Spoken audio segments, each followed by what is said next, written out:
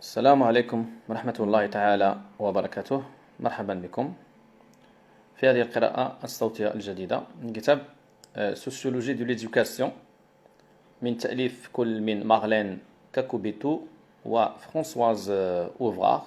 كتاب يستعرض لأهم المسائل التي تتعلق بسوسيولوجيا التربية.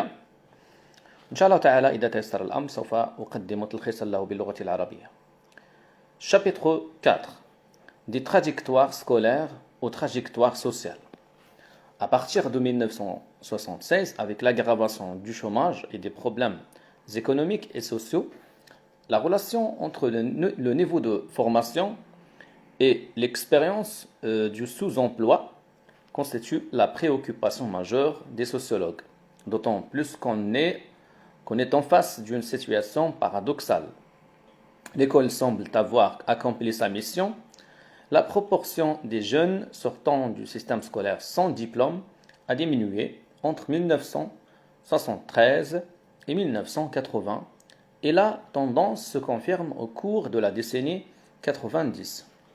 Ceux qui obtiennent un baccalauréat ou un titre universitaire ont vu leurs effectifs progresser. Comment expliquer dans ce contexte les difficultés d'insertion? Les lycées techniques et professionnels ainsi que les filières professionnalisées du supérieur échouent-ils à préparer des jeunes à un métier, à une fonction? Les chercheurs se trouvent confrontés à une demande sociale d'explication, voire de solutions. Tongai, 1986. Le Centre d'études et de la recherche sur les qualifications CEREQ produit des données quantitatives sur la situation des jeunes qui ont quitté depuis une date récente les différents niveaux et filières du système d'enseignement. Cet organisme effectue en outre des enquêtes de cheminement professionnel qui permettent de savoir si les jeunes ont obtenu une position stable au bout de quelques années, s'ils font l'expérience de la précarité ou du chômage de longue durée. Conjointement, les bilans formation-emploi de l'INSEE font le point sur les évolutions qui marquent la population active et la relation entre niveau de formation et situation professionnelle. Les approches longitudinales des trajectoires individuelles sont elles-mêmes complétées ou discutées à partir d'enquêtes qualitatives qui cherchent à saisir, outre les déterminants structurels de l'accès à l'emploi, état du marché du travail, qualification, conditions de vie, qui cherchent, outre ça, les pratiques et les stratégies des acteurs mobilisés dans le cadre de la recherche d'un emploi ou d'une formation. La notion d'insertion fait problème dans la mesure où les statuts intermédiaires entre l'activité et le chômage se sont multipliés dans les années 1980. On voit ici un tableau qui montre les sortants du système éducatif selon le diplôme obtenu. Donc, par exemple, en 1980, aucun diplôme au brevet des collèges. Seule la proportion des jeunes était de 38%, alors qu'en 2005, elle a diminué à 18% des jeunes qui sortent sans aucun diplôme. Donc là, on voit une évolution. Par exemple, un diplôme comme celui du CAP BEP, baccalauréat, on voit une évolution. Donc, il y a en général dans ce tableau une évolution vers l'acquisition des diplômes. En 1980, par exemple, 38,9% des jeunes sortaient de formation initiale sans aucun diplôme ou avec le seul brevet des collèges. En 2005, 18% des sortants sont dans ce cas. Sans entrer ici dans le débat théorique et méthodologique, il est important de signaler que le diplôme et la formation sont appréhendés comme un élément dynamique parmi d'autres au sein du processus d'intégration dans l'emploi. On s'interroge sur la représentation de l'avenir qui est celle des enquêtés en fonction du sexe, des milieux d'origine et des scolarités et sur les expériences qui marquent la phase intermédiaire entre la fin des études et la stabilisation dans l'emploi. Phase considérablement allongée si l'on se réfère pour comparaison aux années 1960. Cette période définit la jeunesse dans la décennie 1980 et 1990, mais elle n'est pas vécue de manière uniforme par un groupe d'âge. Sociologues du travail, de l'éducation et de la famille sont amenés à collaborer. Ils rencontrent également les économistes lorsqu'il s'agit de penser la relation entre le système d'éducation et le système de production. En effet, les emplois précaires, la mobilité, une relation lâche entre la formation détenue et l'emploi proposé serait fonctionnelle dans le cadre des transformations du système économique. Or, le contexte économique a été particulièrement défavorable dans la première moitié des années 2000. Parallèlement, les taux de scolarisation au-delà de 18 ans et la proportion de jeunes sans diplôme sont restés stables depuis le milieu des années 1990. Ces changements, d'une part, ces limites, d'autre part, modifient le sens et les usages de la formation continue. Elle apparaît comme une nécessité non plus seulement dans une perspective de promotion professionnelle, mais encore pour assurer la reconversion de ceux dont la qualification est devenue obsolète ou l'insertion des jeunes sans diplôme. Dans le même esprit, la validation des acquis de l'expérience VAE, d'autres candidats dont l'expérience professionnelle s'étend sur une durée de 3 ans minimum, d'acquérir des diplômes correspondant à tous les niveaux de formation. Les enjeux des études et des diplômes universitaires. À qui profite l'ouverture de l'université? Entre 1959 et 1960, l'année 1959-1960 et l'année 1975-1976, le taux d'accès à l'université a augmenté pour toutes les classes sociales. Mais ce sont surtout les couches moyennes et supérieures qui envoient leurs enfants poursuivre des études. La médecine et les écoles d'ingénieurs se distinguent des facultés de lettres et de sciences par l'origine des étudiants. Plus bourgeoises ou plus populaires. La présence féminine plus ou moins importante, les filles se dirigent vers les lettres, les emplois visés, ainsi qu'ils soient d'origine populaire ou favorisée. La majorité des étudiants en médecine pensent trouver un emploi correspondant à leur formation et à leurs souhaits, confiance partagée par moins du quart de leurs homologues fréquentant les facultés de lettres et de sciences. Ces doutes sont-ils justifiés? Si l'on considère la situation des diplômés en s'appuyant sur les données de recensement et des enquêtes de l'INSEE, les craintes sont vaines. Selon l'enquête emploi, qui s'appelle Emploi, de 1980, les simples bacheliers ont échappé à la condition ouvrière et occupent des emplois moyens. Chez les hommes, une minorité a pu prétendre à une position de cadre. Parmi les titulaires du DUG, la proportion des cadres moyens et supérieurs s'élève. Enfin, avec un diplôme au moins égal à la licence, 70% des hommes et 55% des femmes se retrouvent dans la catégorie des professions libérales et cadres supérieurs. 19,8 des étudiants et 35,5% des étudiantes sont devenus des cadres moyens. En résumé, les études bénéficient à l'ensemble des étudiants et favorisent l'activité professionnelle des femmes, même si elles rentabilisent moins bien leur diplôme que leurs homologues masculins. Alors que la situation de l'emploi s'est dégradée entre 1980 et 1990. Le taux de chômage des jeunes qui possèdent un diplôme de l'enseignement supérieur est de 7,3% en 1990. Il atteint 30,4% pour les non-diplômés, comme on voit sur le tableau 11. Donc le tableau présente l'évolution du taux de chômage des jeunes actifs de 15 à 24 ans selon le diplôme.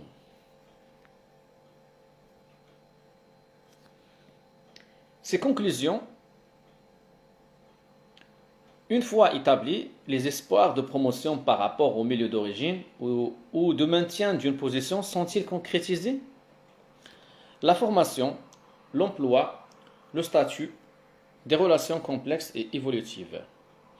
Les enquêtes menées au fil des années 1970 confirment l'effet protecteur du diplôme, même quand la scolarité dans le supérieur est courte.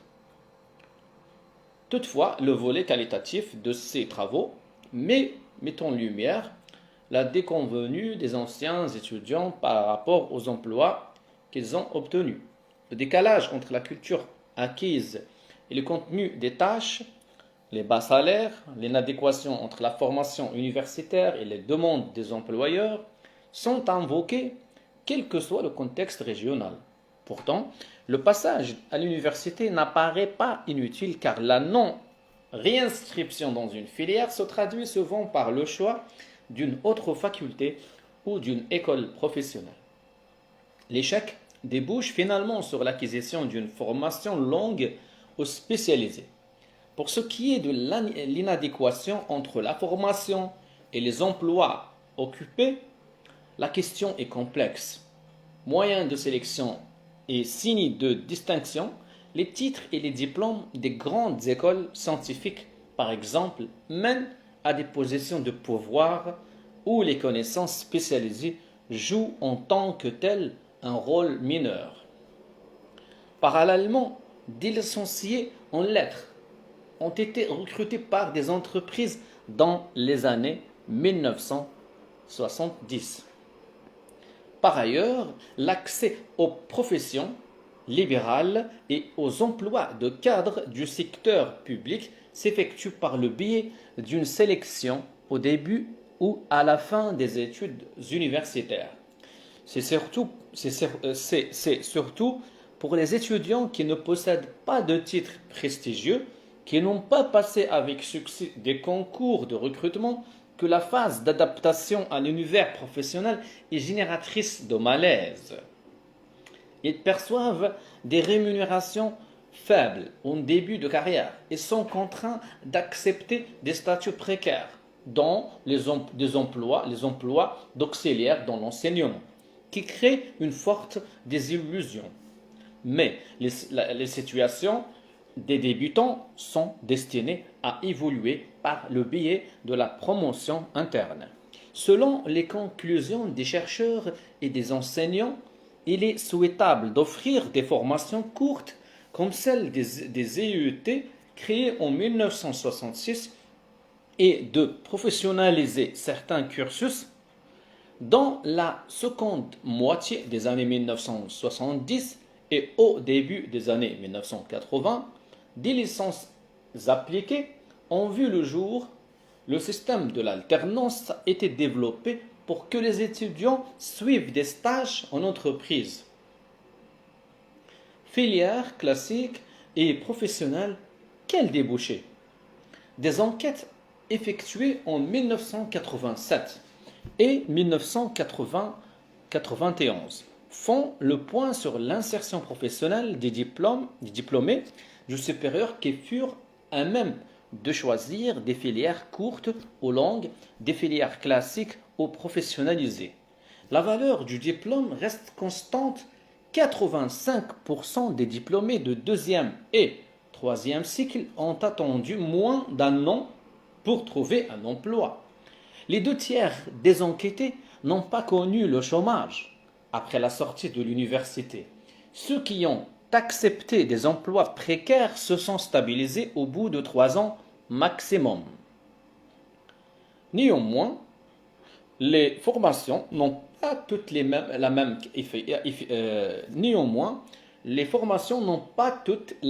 efficacité. Chez les scientifiques, le clivage passe entre les sciences exactes qui conduisent à l'enseignement et les sciences expérimentales dont les spécialistes subissent davantage le chômage ou la précarité. Les formations professionnalisées comme les maîtres de méthodes informatiques appliquées à la gestion, MIAGE, procurent une insertion rapide et des gains appréciables, ainsi que les spécialités qui conduisent au poste d'ingénieur. Posséder un DEA constitue un atout important. Les diplômés en droit, économie et gestion sont en position favorable avec un avantage pour les gestionnaires. Toutefois, la filière administration économique et sociale est moins sûre. Selon l'enquête de 1991, à peine 30% des diplômés accèdent à des emplois de cadre supérieur. En revanche, 66% de ceux qui ont achevé un second cycle en droit public ou en gestion occupent des postes d'encadrement.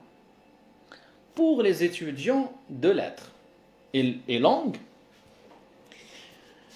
l'enseignement demeure pour les enseignants de lettres et langues. L'enseignement demeure le débouché principal. L'auxiliariat concernant un quart des diplômés, les langues étrangères appliquées à finalité professionnelle ne permettent pas d'échapper au chômage ou à des emplois déclassés.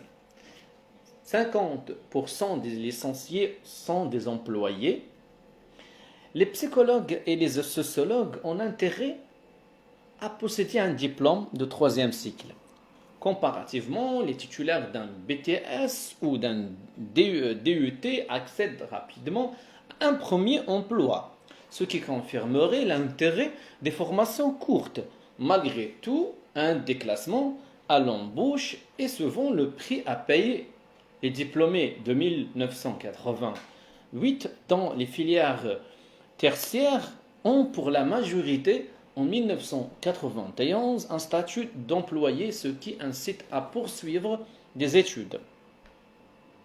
L'augmentation des effectifs étudiants au cours de la période 1985, l'augmentation des effectifs d'étudiants au cours de la période 1905 à 1995 profite d'abord aux formations sélectives IUT, CPGE, écoles d'ingénieurs ou de commerce. Un tiers seulement des inscrits en IUT en 1997 souhaitent s'arrêter à Bac plus 2. Par ailleurs, les sciences et techniques des activités physiques et sportives, STAPS, suscitent un véritable engouement. Le phénomène des réorientations concerne une partie des étudiants de DUG, en particulier ceux qui accusent 1 ou 2 ans de retard et qui n'appartiennent pas à un milieu favorisé. Le manque de goût pour une discipline, le travail rémunéré à temps partiel retarde l'apprentissage du métier d'étudiant.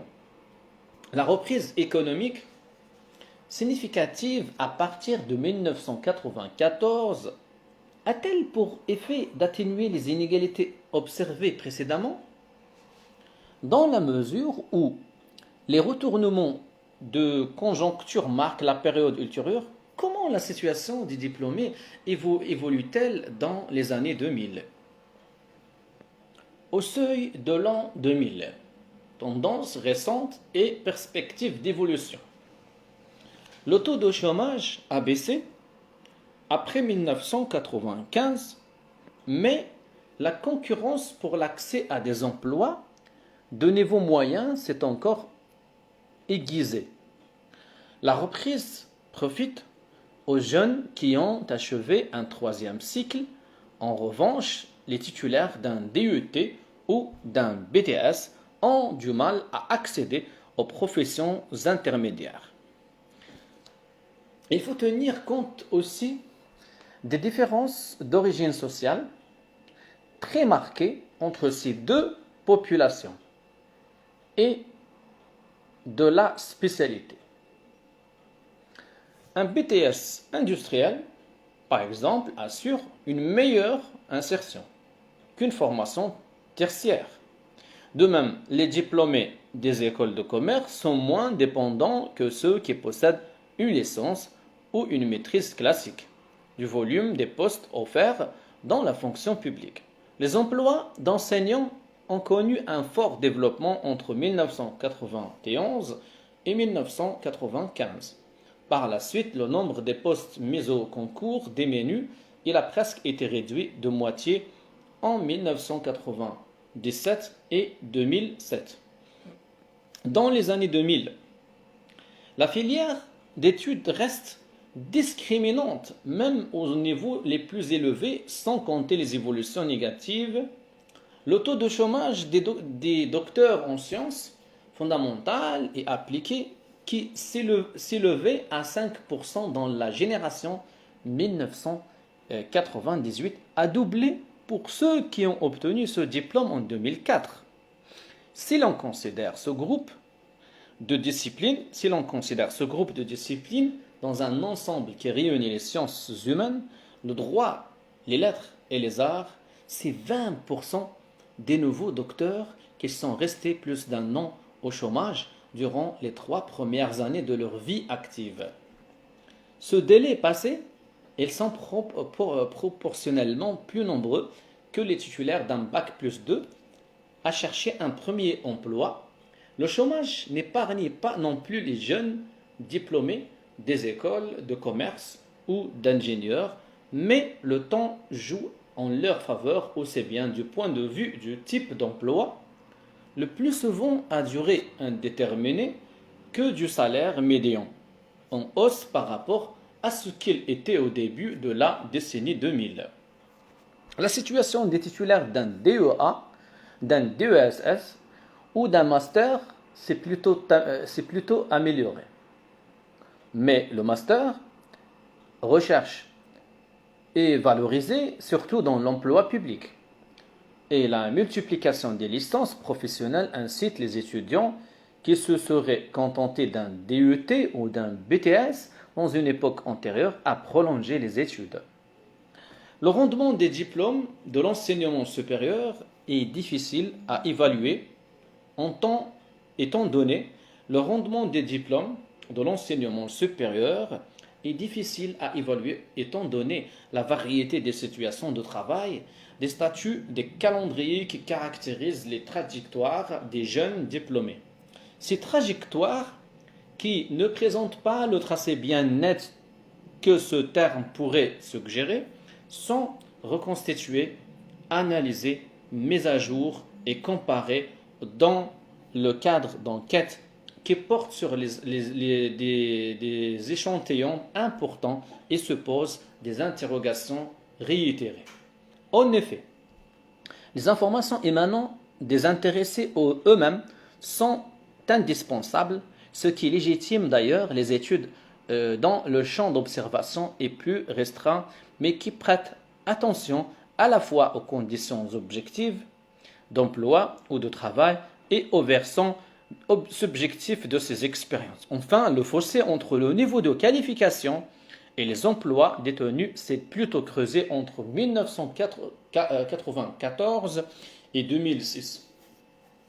Le nombre d'actifs occupés qui possèdent un diplôme de niveau Bac plus 3 ou plus a progressé en moyenne de 5,2% par an, mais le nombre des cadres et des membres des professions libérales s'est accru de 3,2% seulement. En résumé, les normes de qualification se transforment. Normes que l'appareil de formation contribue à définir en livrant toujours plus de diplômés, mais qu'il n'a pas le pouvoir de contrôler dans leur élaboration et réélaboration permanente sur le marché du travail et au sein des entreprises. Les diplômés du supérieur sont donc à la fois gagnants et perdants face à la propension des employeurs à valoriser les savoirs fondamentaux et les compétences rationnelles.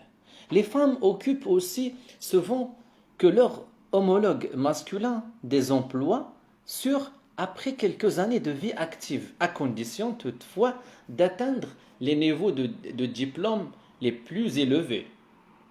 Parmi les jeunes qui quittent l'université avec un diplôme, les licenciés ne connaissent pas de grosses difficultés d'insertion, mais les lettres et les sciences humaines apparaissent toujours comme les filières les moins rentables. La filière de la santé et du social offre des opportunités aux étudiants, dont le niveau de diplôme est Bac+2. Cependant, les CDD et le recours à l'intérim font partie intégrante de cet accès rapide à l'emploi.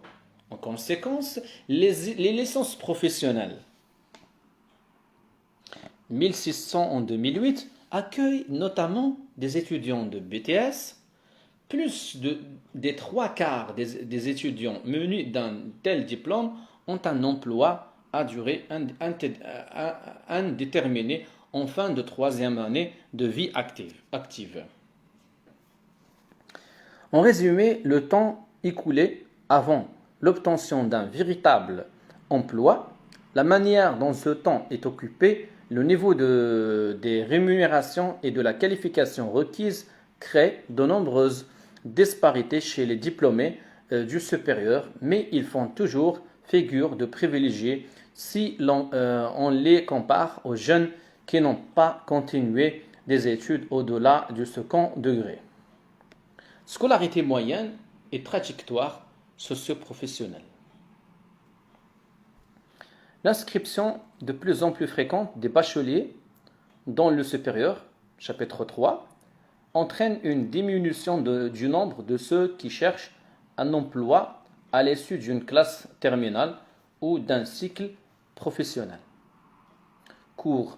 Parallèlement, une minorité d'élèves, 18% des sortants de formation initiale autour de 2005, quittent l'école sans diplôme ou munis du seul brevet des collèges, tableau 10.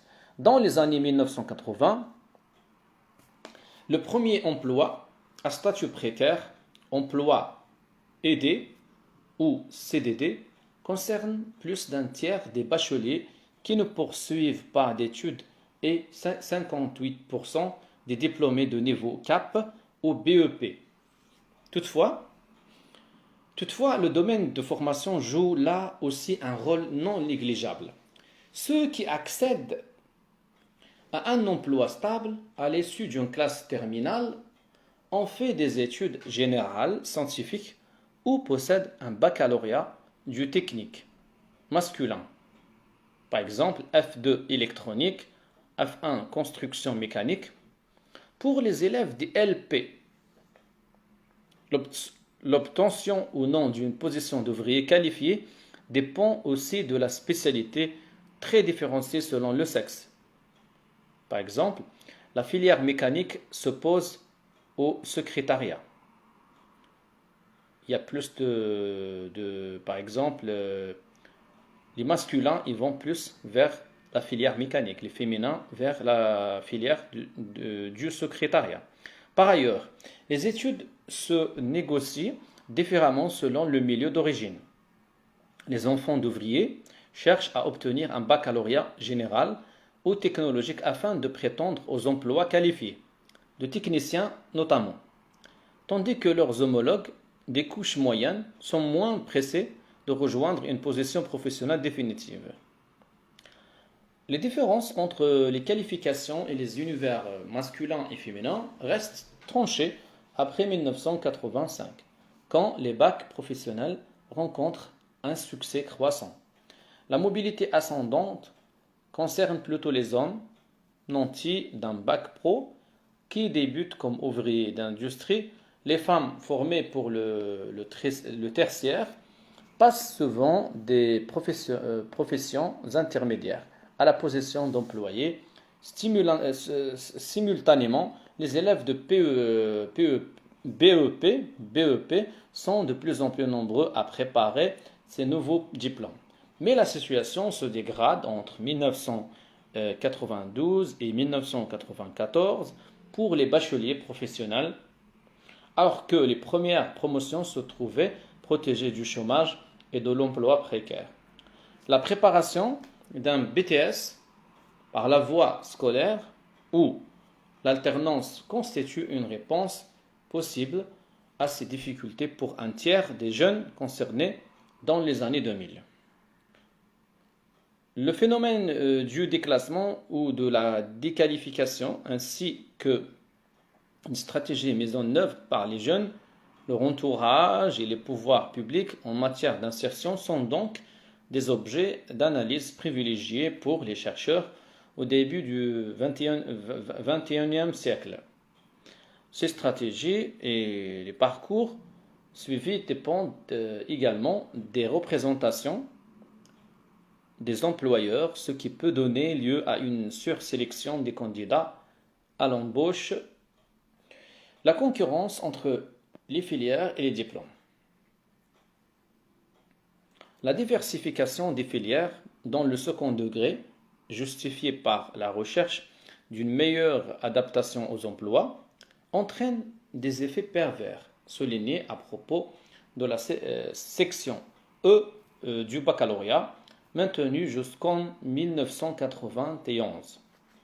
Elle appartient à l'enseignement général et technique par ses contenus de formation et les élèves sont sélectionnés, destinés à occuper des postes d'encadrement au-dessus de l'ouvrier et en dessous du cadre et sont amenés à occuper des emplois d'ouvriers ou de cadres qui pourraient convenir les uns à des titulaires de BEP, les autres à des techniciens supérieurs ou à des ingénieurs. La logique de l'orientation scolaire, qui est de favoriser la poursuite d'études, se heurte au flou qui entoure la définition des postes et aux évolutions qu'ils subissent quand de nouvelles techniques comme l'informatique sont introduites. Les qualités personnelles manifestées dans le milieu de travail deviennent un élément déterminant, dans la mesure où ces qualités sont associées à un niveau élevé de diplôme, des spécialisations professionnelles qui correspondent à des besoins de l'industrie, de l'administration ou du commerce se trouvent d'évaluer. Ainsi, le bac G et les bacs généraux concurrencent les BEP sur le marché du travail féminin. Entre 1986 et 1995, la part de ceux qui possèdent un diplôme plus élevé que ne l'exige en principe l'activité exercée a été multipliée par deux. Dans le cas des bacheliers, elle a augmenté de 30% chez les titulaires d'un CAP BEP ou équivalent. Les jeunes femmes qui ont emprunté la voie industrielle, plus prometteuse a priori, connaissent une relation plus lâche entre la formation et l'emploi que les jeunes gens y travaillent plus souvent à temps partiel. Dans ce contexte, l'attitude des jeunes à l'égard du travail et des emplois disponibles constitue un thème de réflexion. Certains emplois, dans le bâtiment par exemple, sont jugés peu attractifs étant donné les conditions de travail. D'autres sont perçus comme déclassants parce que trop éloignés de la qualification scolaire. La proportion de chômeurs a baissé parmi les détenteurs d'un diplôme moyen dans les années 2000, mais les situations correspondent à des logiques et à des processus d'insertion hétérogènes En conséquence, cette notion doit être définie préalablement à toute recherche au même titre que celle de vie active, de jeûne ou de précarité. L'entrée dans la vie active et la vie adulte. En effet, l'absence de position stable ne signifie pas nécessairement le non-travail. Les emplois occupés, même s'ils sont précaires, temporaires, apparentés à des petits boulots, constituent un enjeu dans le processus de qualification et d'insertion professionnelle. Jean-Claude Chambordon parle de latence sociale et professionnelle pour désigner le temps qui sépare le moment où s'achève la formation et celui où l'on entre dans une profession qu'on exercera normalement. Olivier Gallon, 2004, distingue une première phase de l'entrée dans la vie professionnelle, pendant laquelle des périodes de chômage succèdent au contrat ou au stage. Au cours de cette période de relative indétermination, les propriétés sociales des individus interfèrent avec les contraintes liées à l'élévation générale du niveau de diplôme et à la transformation des emplois. Quel que soit le milieu d'origine, une majorité de jeunes vivent chez leurs parents jusqu'à l'âge de 22 ans. Les filles un peu moins que les garçons, mais certains connaissent un départ aidé alors que d'autres prolongent la cohabitation pour des raisons financières. L'intégration dans le monde du travail apparaît bien comme la condition d'une autonomie qui caractérise l'âge adulte. Mais des jeunes accèdent au statut de parents et sont encore soutenus par leur famille, étant donné leur manque de stabilité professionnelle. Les jeunes sans diplôme. Des mesures ont été prises depuis une vingtaine d'années afin d'apporter une réponse au chômage particulièrement élevé des jeunes sans diplôme. Tableau 12. Et pour offrir une seconde chance à ceux qui ont échoué dans les filières scolaires. Le dispositif mis en place en 1982 à l'intention des jeunes de 16 à 18 ans propose des contenus de formation générale et professionnelle sur le modèle de l'alternance, ainsi qu'une découverte de l'environnement socio-économique. Cette opération a suscité des recherches menées par des économistes et des sociologues dans des différentes régions. Il s'agit d'évaluer l'efficacité des mesures adoptées. Les jeunes passés par le dispositif ont-ils amélioré leur situation sur le marché du travail? Et de repérer les facteurs susceptibles d'expliquer l'échec ou la réussite des stagiaires concernés. Ce courant de recherche n'a cessé de se développer à mesure que les dispositifs se multipliaient. Le contrat initiative emploi est ouvert depuis 1997 dans le secteur privé aux jeunes de niveau 5 à 6 sans diplôme, âgés de 18 ans à moins de 26 ans et qui ne sont pas indemnisables. Le secteur public n'est pas en reste. Différents types de contrats sont proposés aux jeunes en difficulté.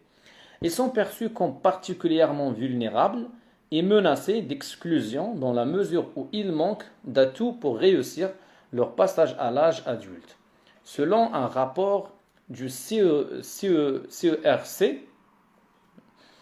4% des jeunes sans diplôme sont passés par une mesure d'aide à l'emploi au cours de ces premières années de leur vie professionnelle, entre 1998 et 2005. En principe, les contrats aidés ont pour but de faire acquérir une qualification, mais cela vaut surtout pour les contrats d'apprentissage. En outre, l'apprentissage s'est développé au niveau des formations supérieures, ce qui a introduit une nouvelle contradiction et une diversification toujours plus affirmée du monde apprenti. Qui sont-ils? Que devient-il? Dès la mise en place du dispositif, les résultats scolaires orientent le classement des jeunes chômeurs et leur répartition dans les dispositifs d'insertion. Il est tenu compte aussi des difficultés familiales.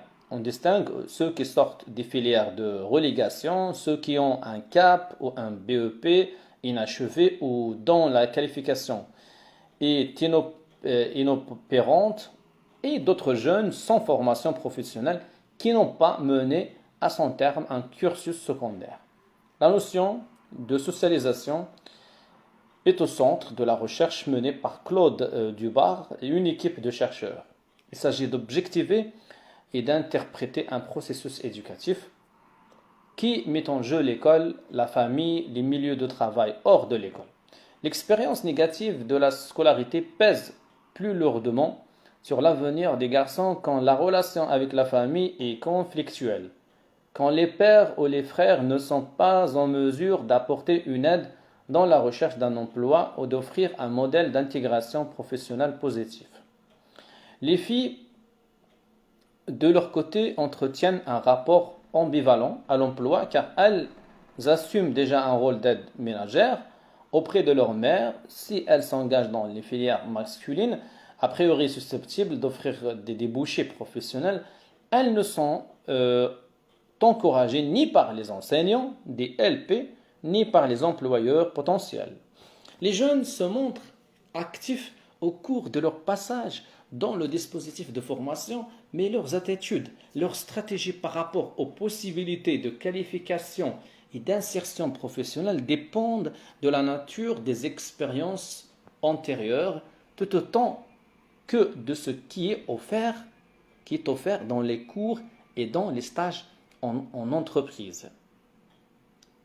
Représente-t-il malgré tout une voie d'accès à des emplois non précaires grâce notamment aux stages d'insertion? Comment la situation a-t-elle évolué entre la fin des années 1980 et le début de la décennie 2000? Il semble que les stages de formation, dont l'efficacité était relative dans les années 1980, selon les premières évaluations réalisées, aient un impact encore plus faible à la fin de la décennie 1990. Mais le développement des emplois aidés, le nombre a progressé de 60% depuis 1990, introduit une nouvelle donnée. Les acteurs, bénéficiaires ou employeurs, font un usage des possibilités existantes qui modifient les conditions d'emploi. Plus de la moitié des élèves sortis de l'école en 1989 sans le baccalauréat sont passés dans un dispositif jeune parmi les non-bacheliers sortis en 1994. La proportion est moindre, mais ce passage moins précoce dure plus longtemps. Ainsi, 2000.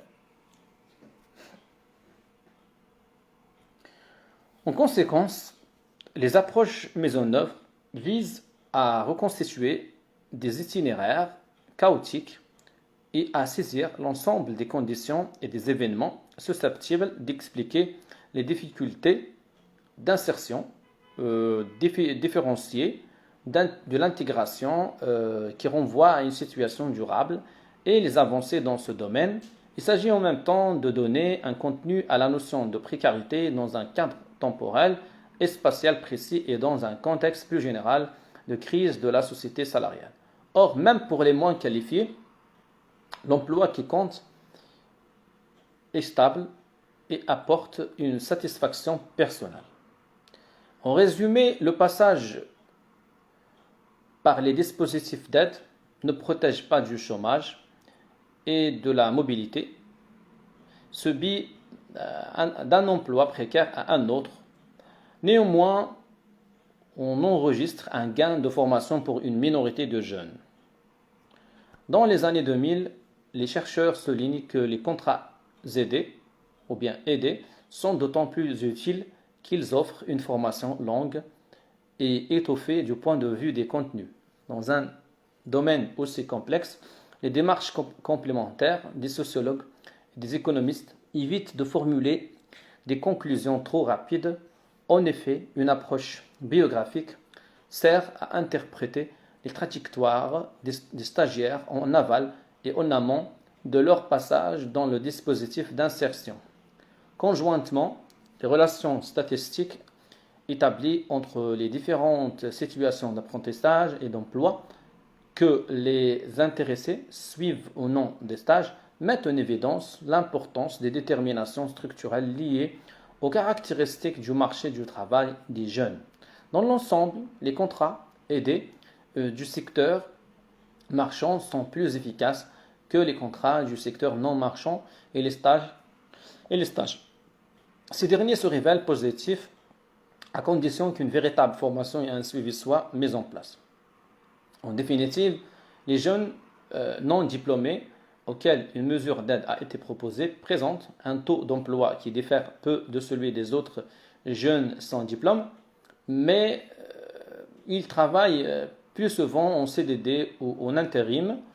Les difficultés culminent pour les enfants d'immigrés et pour les jeunes femmes. Elles sont plus fréquemment inactives que leurs homologues masculins. 44,6% des femmes sorties précocement du système de formation sont inactives contre 12,4% des hommes, 31,9% des autres non diplômés contre 6,4% des hommes. Ils travaillent plus souvent à temps partiel. Leur salaire, même pour un temps plein, est inférieur à celui des hommes. Une expérience plus rare de l'emploi et une expérience plus rare de l'apprentissage expliquerait en partie ces différences et ces inégalités. Si la division des activités selon le genre reste prégnante, des percées des filles dans les métiers masculins sont observables. La ténacité des candidates et l'absence de préjugés de leur entourage sont des atouts précieux. Ces expériences induites par la crise de l'emploi et la peur d'une marginalisation d'un nombre important de jeunes préfigurait-elle une extension de l'alternance inspirée des pratiques en vigueur en Allemagne? Le monde des contrats de formation en alternance a augmenté, mais c'est l'apprentissage surtout qui a progressé. Cependant, les conditions de travail entraînent parfois des ruptures de contrat. En outre, l'existence d'un réseau familial facilite aussi la recherche du maître d'apprentissage. Par ailleurs, la formation en CFA s'est plutôt rapprochée de la formation scolaire et la scolarité antérieure, conditionnant en partie la réussite à l'examen. Gilles Moreau indique dans son étude sur les pays de Loire que les taux de réussite au CAP s'échelonnent de 42% à 78% suivant que l'on a redoublé ou non en primaire. De même, les élèves qui sont passés par une troisième générale ont un taux de réussite plus élevé que ceux qui viennent d'une troisième technologique. Dans l'ensemble, les dispositifs de formation en alternance ne parviennent pas à remédier aux difficultés des jeunes les plus démunis en capital scolaire et social. La formation continue.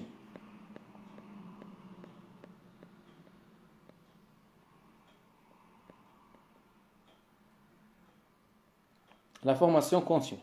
Dans le cadre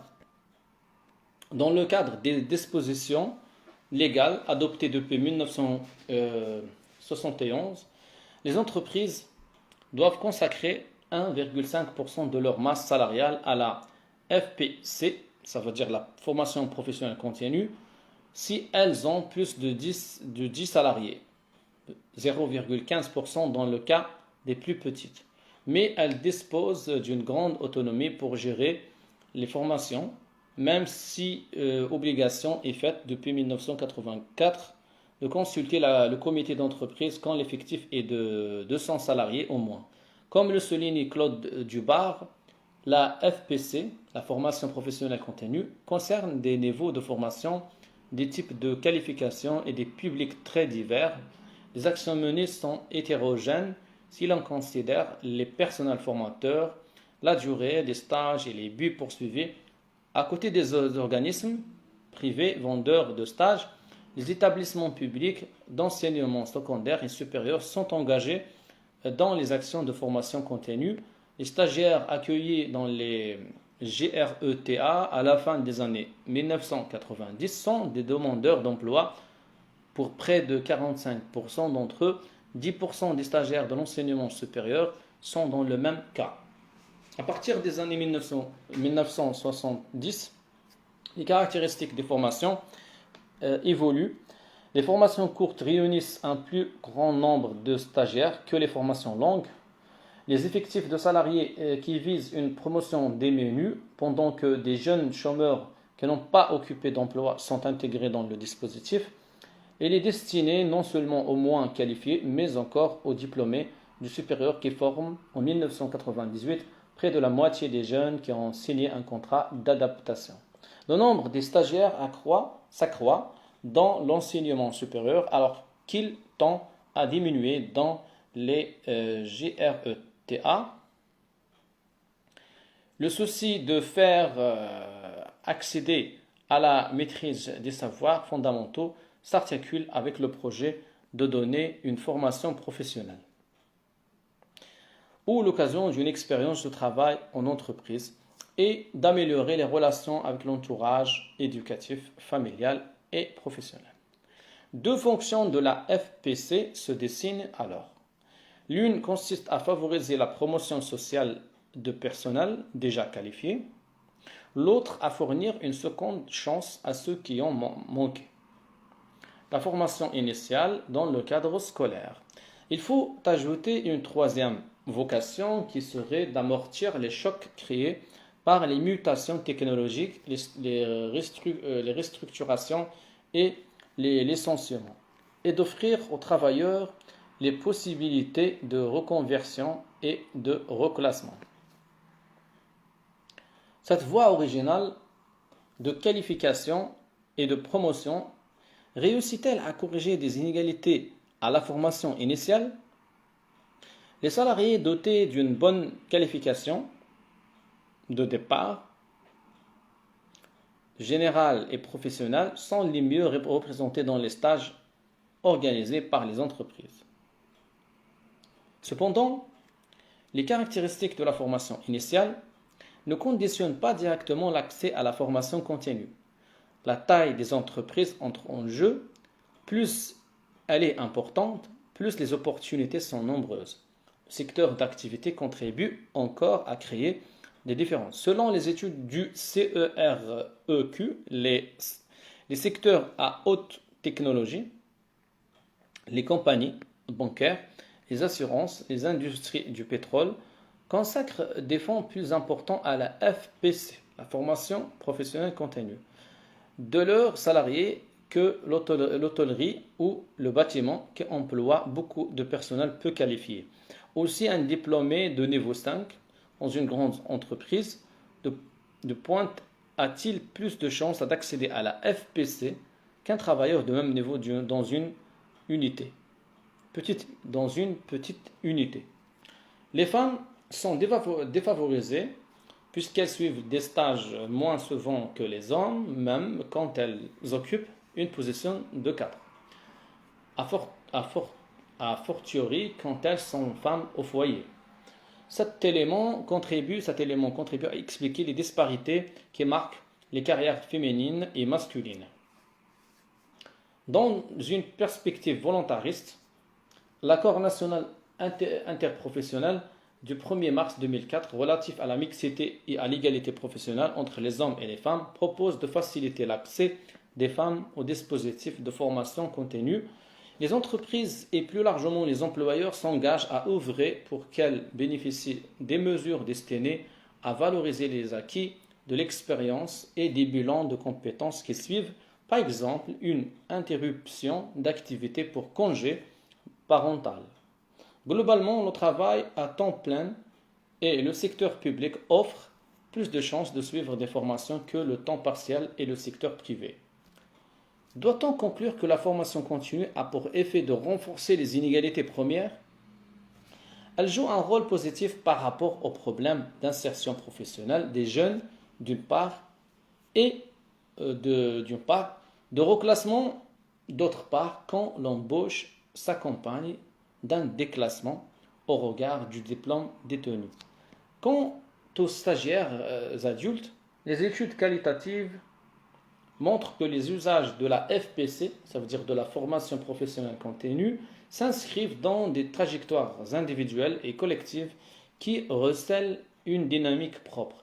Pour ceux dont les trajectoires sont ascendantes, l'objectif de promotion ou de rattrapage est dominant pour ceux qui vivent un échec personnel et professionnel. Difficultés d'insertion, chômage, qualification devenue obsolète, mise à la retraite, les stages ont un sens plus ambigu. Il s'agit de retrouver un avenir au sens réel et symbolique du terme, d'avoir des activités gratuites mais volontaristes mais valorisantes afin de réparer la perte subie des engagements contre un manque d'intérêt du travail. Une troisième catégorie de formés effectue une reconversion plus difficile pour les chômeurs, à moins qu'ils soient soutenus par l'entourage que pour les travailleurs qui ont conservé leur emploi. En résumé, la formation continue ouvre des perspectives dans la mesure où elle constitue un correctif des processus de sélection scolaire. Toutefois, les efforts fournis par les stagiaires situés aux échelons les moins élevés de la hiérarchie ne sont pas toujours récompensés par une amélioration de leurs conditions de travail et de rémunération. Voilà, je viens de terminer la lecture du chapitre 4. Dans le prochain épisode, je vais lire le chapitre 5 qui est intitulé « Les enseignants ». Merci pour votre attention.